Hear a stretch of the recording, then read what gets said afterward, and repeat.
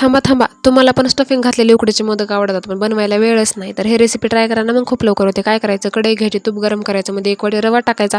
रवा चांगल्या प्रकारे मध्ये मस्त असा परतू द्यायचा, जोपर्यंत घरभर त्याचा सुगंध पसरत नाही तोपर्यंत. मध्ये जे आहे आपल्याला अर्धा ग्लास पाणी टाकून घ्यायचं आहे. त्याला कंटिन्युअसली आपल्याला हलवत राहायचं, जोपर्यंत त्याच्यातलं जे आहे ते पाणी पूर्ण आटत नाही तोपर्यंत त्याला कंटिन्युअसली हलवत राहायचं आहे. जर मध्ये आपल्याला टाकायची आहे चव्यानुसार साखर, ती साखर टाकल्यानंतर साखर पूर्ण मेल्ट होईपर्यंत त्याला परतवून घ्यायचं आहे आपल्याला त्या रव्याला. आणि त्यानंतर रवा जे आहे ते आपल्याला साईडला काढून ठेवायचा आहे. दुसऱ्या कढईमध्ये आपल्याला तूप गरम करायचं, जेवढे ड्रायफ्रूट आवडतात तेवढे मध्ये ड्रायफ्रूट टाका. त्यानंतर मध्ये ओलं खोबरं टाका. ते चांगल्या प्रकारे फ्राय झालं की मध्ये लगेच गूळ टाकून घ्यायचा आहे.